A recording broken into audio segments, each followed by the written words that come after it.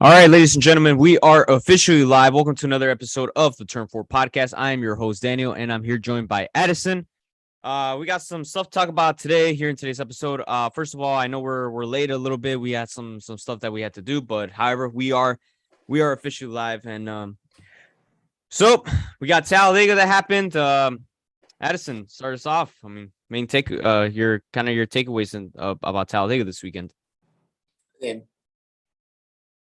I know I am a fan of super speedway races, but the spring race of Talladega and the fall race of Talladega have been kind of a bit of some snooze fests. But if you'd ask me about like how when it comes to chaotic races for super speedways, I would have to say that Daytona has been the chaotic one. But I would honestly give the race a 6 out of 10. I mean. And we finally get to see a playoff driver finally win a race. Yeah. And, yeah. Not only that, but Chase Elliott winning at Talladega, his 5th win of the season, but pulling off a photo finish between him and Ryan Blaney on that last lap. I mean, Chase Elliott choosing the left lane, choosing the outside lane, getting a push from Eric Jones is what got him the win right there. I mean, had he not made that move, Blaney probably would have gotten the win right there easily. But, or maybe Jones might have given him a run at it, but I honestly feel like Blaney would have pretty much ran away with it.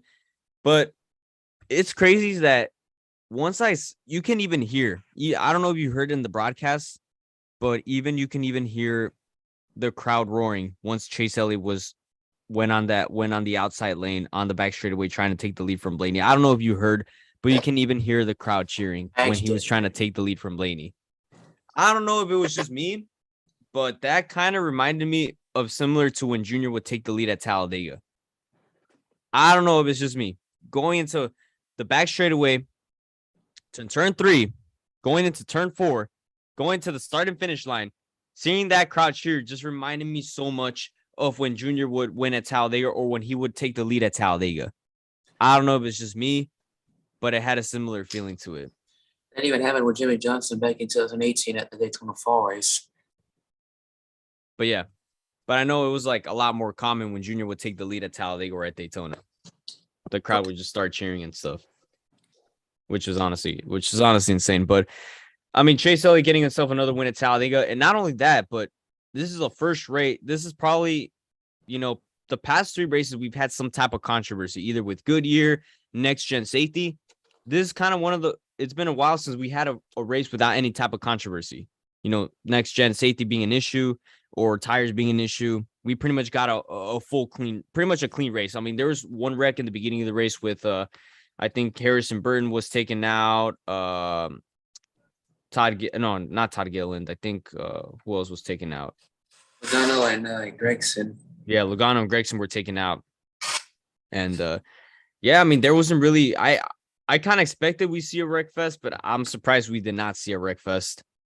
But yeah, pretty much the drivers ran a very clean race in the race today. But I mean, congrats to Chase Elliott. I mean, getting his 5th win of the season. I mean, I'm surprised that knowing the parity we've had a winner who has won more than 3 times this season win a race in Chase Elliott. But entering the round of 12, Chase Elliott pretty much had he had engine issues, tire issues, pretty much causing his car to be on fire at Texas, and him kind of being on that verge of him probably not making to the round of 12. But with this win at Talladega, definitely makes it a lot easier for him going into the Roval next weekend, knowing that the Roval is pretty much his playground next weekend. Yep. And kind of to add on, do you feel like if Chase Elliott had not made that move on the outside, do you think Blaney would have ran away with it? Probably. But yeah. But another heartbreak for Blaney. Blaney still went. It's already been 31 races into the season. No, yeah, 31. 31 races into the season, and Blaney is still winless. Oh my God, Blaney just cannot seem to catch a break. I mean, He'll have a fast car, still can't catch a break. Yep. Start on the pole, still can't catch a break. I mean, that's his pit crew. Yeah, and then here's one thing though. It's like with Blaney is consistent, but he just has not taken that next step, which is being a champ, like being a driver, being a championship level driver. Because I think if his pit crew can get his stuff together and they can figure out a way to put races together and start winning on a consistent basis, I think Blaney can be a serious championship contender without a doubt. Just one day he will. But yeah. So on to the NASCAR Xfinity race. With the Xfinity race, we had a big win from AJ Allmendinger. AJ Allmendinger has said in the past that he's not a fan of super speedways, but still won. I mean, a big push he got from Landon Castle in the end, taking the lead away from Austin Hill. I mean, pretty much before the race, we had Austin Hill, who was pretty much the kind of the clear favorite going into Talladega this weekend. But AJ Allmendinger, I mean, him and Landon Castle worked very well together. Daniel Hemrick. I mean, what were your thoughts on the Xfinity race at Talladega? It wasn't really that much of a chaotic race, but the finish, it kind of reminded me of some years back. I think the first time or the second time Kyle Busch took a stall win from a guy on the wet, like right on the you talking about the 2010 truck race? I know there was two races Kyle Busch stole a win like at the front, right at the front stretch. Are you talking about the Xfinity series? No, Truck Series. Truck Series. I think that was when he took the win away from Eric Almirola in 2010. Yeah, and bloody last lap, I thought Sam Mayer would for sure just run away with it, but Allmendinger made that good run to win, and that kind of move happens in stages 1 and 2 for the Cup race, and every time that will happen, I'm calling it. I'm saying that driver pulled off an Allmendinger, last moment to win something, like when the race was staged. But every time that would happen, I would say that driver pulled off an Allmendinger move. I mean, here's one thing though. Sam Mayer came up this short to get a win. I mean, he's been the only junior motorsports driver that still has yet to get to victory lane. But I mean, his win is coming. I mean, I don't think it'll be this year, but I feel like next season he's definitely going to be a driver to watch for next season. But yeah. And the truck race, we had some controversy. We had another driver get injured. I don't know how to begin, but Jordan Anderson, he had his engine caught on fire. Pretty much Jordan Anderson was his engine caught on fire while going almost 200 miles an hour. And, he was trying to find a place to stop. But however, right during when his car was still running, he got out of the car, and unfortunately his body suffered some second degree burns. So good. Thank God he's okay. He's stable. He should be good, but I know he's gonna need some time to recover from that.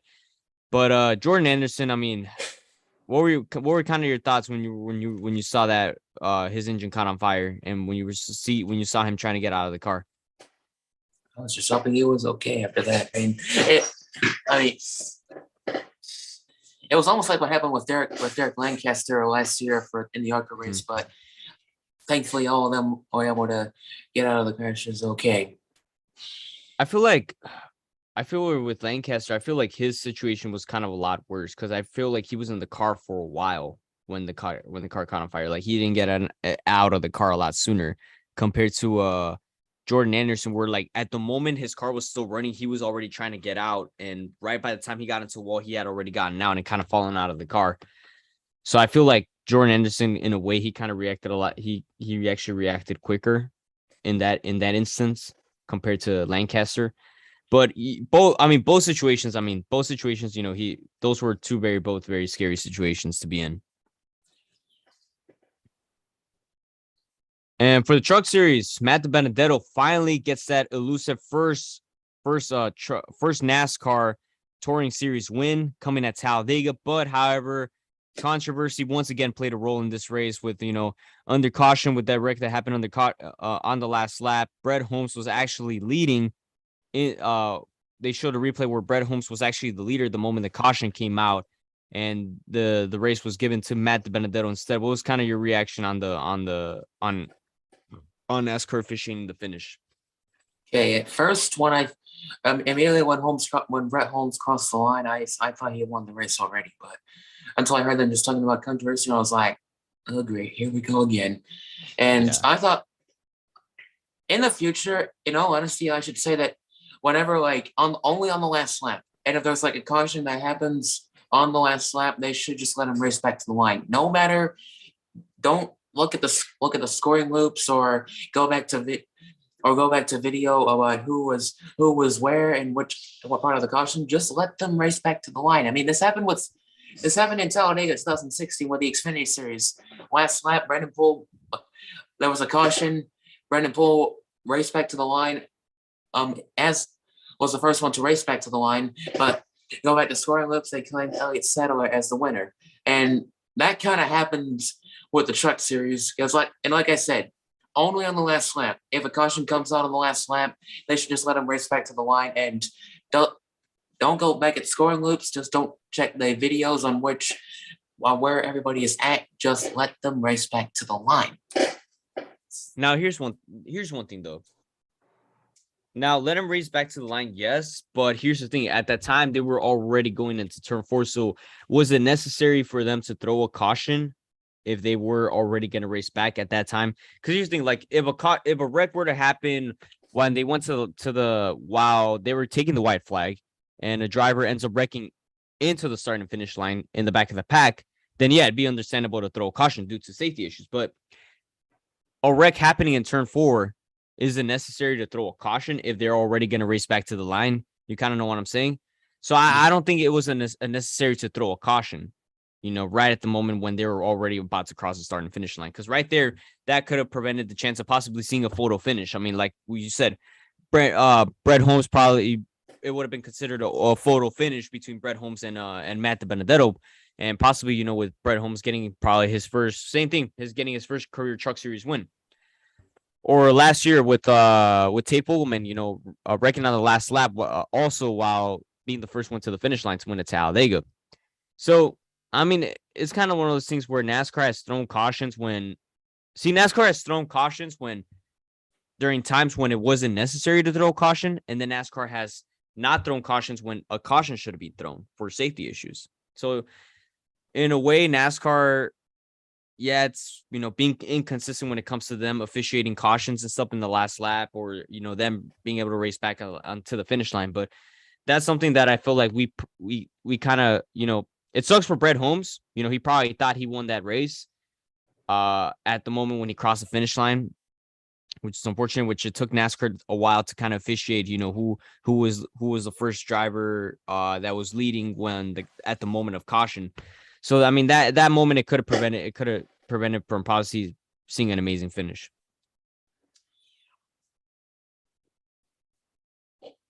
Anything else you want to add, Addison? Not really. All right, so we're gonna go over the NASCAR Cup Series playoff standings. So this weekend we got elimination this weekend. Going into the Roval this weekend. So Both Xfinity and Cup. Double elimination.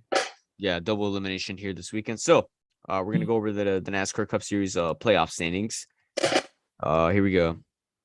So the only one locked in at the moment is Chase Elliott.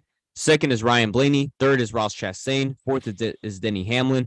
Fifth is Joey Logano. Sixth is Kyle Larson. Seventh is Daniel Suarez. Eighth is Chase Briscoe. Ninth is Austin Cindric. 10th is William below the cut line. 9th is Austin Cindric. 10th is William Byron. 11th is Christopher Bell. And 12th is Alex Bowman. So those are the drivers going into elimination. Alex Bowman will not be racing this weekend as he's still recovering from concussion-like symptoms. Noah Gragson will be back in the number 48 this weekend. So Alex Bowman, either way, he's gonna be eliminated. Which drivers do you look optimistic going into going into the Roval, and which drivers look like they're kind of in deep trouble going into the Roval that are kind of like either on the bubble or outside the cutoff line? Okay. So for Larson and Suarez, they just have to not run into any trouble in the race and also get those stage points. And for Chase Briscoe, again, has to stay out of trouble. And I think if he is safe into the next round, I would have to say one of the guys below the cut line should have issues. Cindric,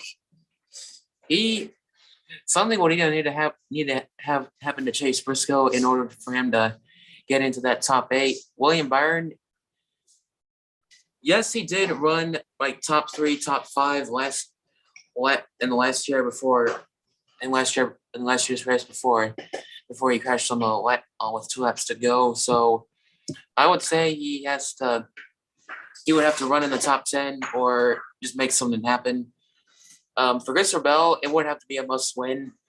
Unless some crazy miracle happens, unless like Cindric and Byron or even Briscoe all have issues in like early in the race, like early in stage 1, and Bell probably gets like 2 stage wins, I think he could make it in.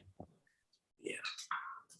But so Blaney, he's 32 above the cutoff line. I think for Blaney, if he gets some stage points in stage 1 or stage 2, or if he gets a stage win, I think Blaney should be locked into the round of 8.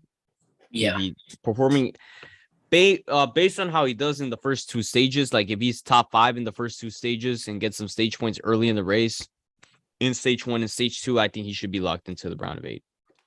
So I look at right now Blaney and Chastain, they're kind of the 2 guys that are kind of safe going there. As long as they don't really have an issue early in the race, I think they should be good. But yeah.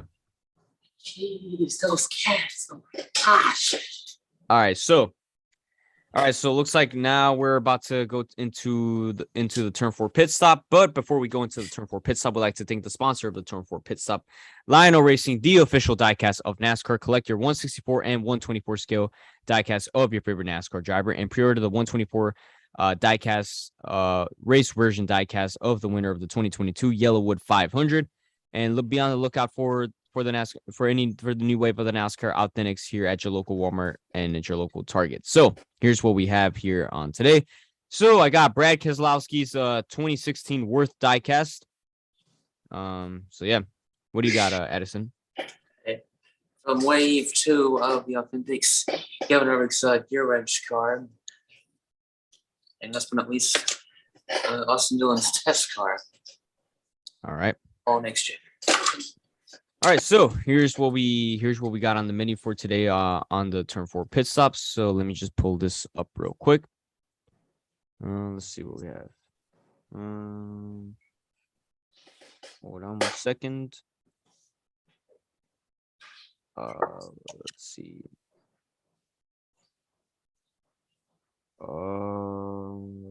we go. All right, so Kaz Grala to pilot Jesse Wuji Motorsports entry at the Roval. JDM and Ryan Vargas team up with critical path security for the Roval. Let's see. Denial Kayed making Xfinity Series debut for Sam Hunt Racing at the Charlotte Roval. Daniel Kvyat. Yeah. All right, the Pink Stuff sponsoring Bailey Curry at the Charlotte Roval. Julian Landauer returning to Alpha Prime Racing at Homestead. James Davison will be driving for Joe Gibbs Racing in the Xfinity Series race at the Charlotte Roval. And Haley Deegan will be making her Xfinity Series debut at Las Vegas. And let's see what else we got over here. Josh Williams returns at the Roval for Live Fast Motorsports. Quick Check sponsoring Ty Dillon at the Charlotte Roval. Cody Ware will miss the Charlotte race since he's still suffering from his ankle injury and he doesn't want to risk, risking himself even more with, making all those turns at the road courses and, using his foot a lot. So he's going to sit out for the Charlotte race. JJ Yaley will be driving the 51 car. Let's see. Talladega TV ratings. So Talladega TV ratings, NBC got a 1.64 rating and a 2.827 million viewers for Sunday's NASCAR Cup Series race at Talladega.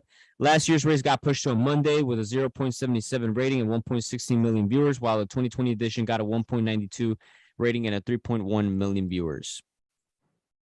And let's see. Legendary broadcaster Brent Mushberger named South Point 400 Grand Marshal. And Alex Bowman will not be competing at the Charlotte Roval due to concussion symptoms. Noah Gragson will once again drive the 48 this weekend at the Charlotte Roval. So he might drive the 48 car for the rest of the year. By the way things are going, if Bowman's gonna recover for that long. Yeah. I mean, Kurt. Yes, he is gonna miss the rest. He probably might miss the rest of the season. I mean, yes, he has a concussion, but his was a lot worse than what happened to Bowman. And here's another thing though for Bowman.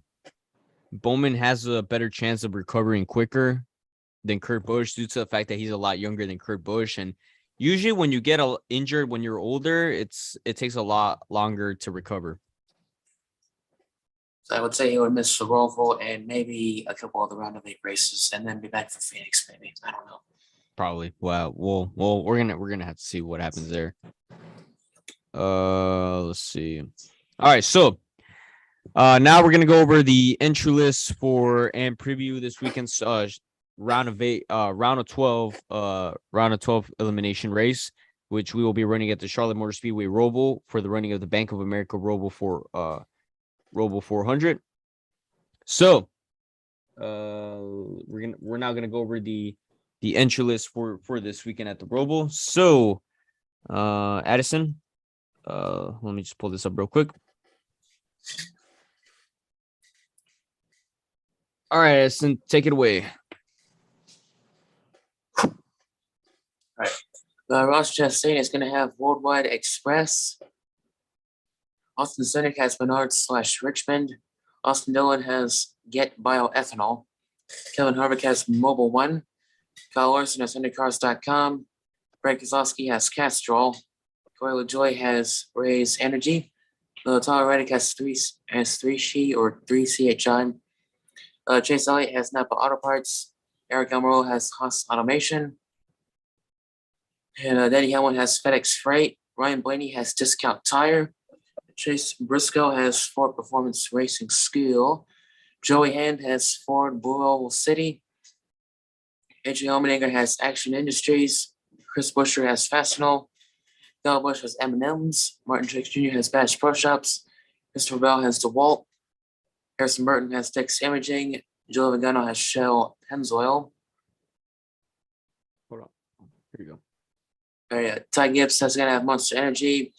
William Byrne has Valvoline. Danny Kvyat has Hesberg Systems. Loris Hesmans has Hesberg Systems. Justin Haley has Sleep Filter Gutter Protection. Michael McDowell has Love's Travel Stops. Todd Gilliland has First Phase. Cole Custer has Autodesk/Hostilling.com. Ty Dillon has Quick Check. Eric Jones has Focus Factor. Bubba Wallace has Root Insurance. Ricky Stenhouse Jr. has Harris Cheater/Scott. Noah Gregson, I know it says Alex Wellman, but Noah Gregson is going to have Ally. Connor Daly will have BitNile.com. JJ Ellie has NoTech ODT.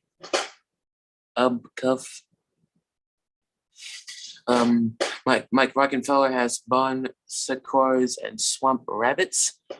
Josh Williams has Alloy Employer Services. And last but not least, Daniel Suarez has CommScope. All right. So that will do it for the entry list for the Charlotte Roval. So now we're going to go into our picks. So we got the NASCAR Xfinity Series and the NASCAR Cup Series racing this weekend at the Charlotte Roval. So we're going to start out with Xfinity. Addison, give us our picks for Xfinity. Right. Main pick, it's a pretty easy one. He's literally won the last 3 Charlotte Roval races for Xfinity. And I'm going to go with none other than the Ring-a-Dinga, AJ Allmendinger. And for my ball pick, I'm going to go with Ty Gibbs. Oh, non-playoff? And when I'm playoffs, I'm going to go with... That is actually a hard one.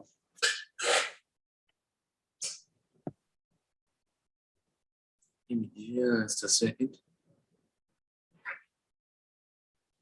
Non-playoff will be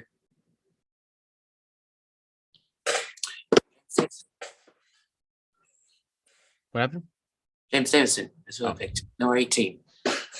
All right, so main pick, I'm gonna agree with you, Addison. He's won the past 3 Charlotte races, and he's trying to go for 4 in a row. AJ Allmendinger. Bull pick, I am actually gonna go for bull pick. I'm actually gonna go with Jeremy Clements on this one. I'm gonna take a little risk on this one. He's won at Road America before, so I think possibly could pull up another upset and advance himself to the round of 8. And non-playoff pick, I'm actually going to agree with you, Addison. You know, he's got a gold opportunity right here at Joe Gibbs Racing, and he could be pretty good at road courses, knowing with his IMSA experience, James Davison. So now we're going into our Cup Series picks. So Addison, give us our Cup Series picks. A main pick. He has been going on a little bit of a slim this year. Of course, last year won Watkins Glen. This year won Watkins Glen, and last year won the Charlotte Roval. And of course, on his little struggle, of course, last year won Watkins Glen. This year won Watkins Glen, and could get that 3rd win of the season. My main pick, I'm going to go with Kyle Larson. For a bull pick, he's ran decent at the Charlotte Roval. Did win the first Charlotte Roval race, and still has got to get that win. My bull pick, I'm going to go with Ryan Blaney. Non-playoff pick. He's won twice on road courses. He did finish 2nd in last year's race at the Roval. I'm going to go with Tyler Reddick. All right. So, Charlotte Roval, main pick, he did win I'm going to agree with you. He did win last year. And yeah, he's won at Watkins Glen already this year. So I'm going to go with Kyle Larson. Bull pick, I'm actually going to go. Who should I go with?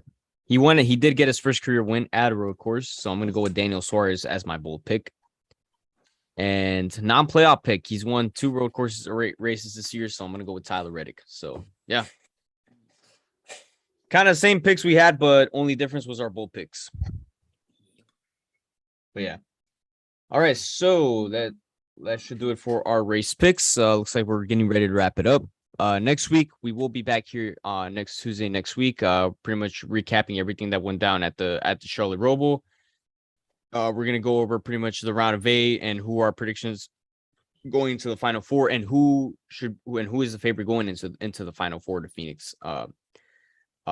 Next week, you know, next week we're gonna have our round of 8 set. Pretty much go over any news going on in the NASCAR world and yeah, and preview everything going into Las Vegas. So yeah. Thank you guys so much for watching. Thank you guys for spending the Tuesday evening with us, with me and Addison. And yeah, subscribe to us on our own social medias, which we will have the link in the description. And yeah, anything else you want to add, Addison, before we wrap it up? We'll see you guys next week. And Addison, get a job at Chick-fil-A.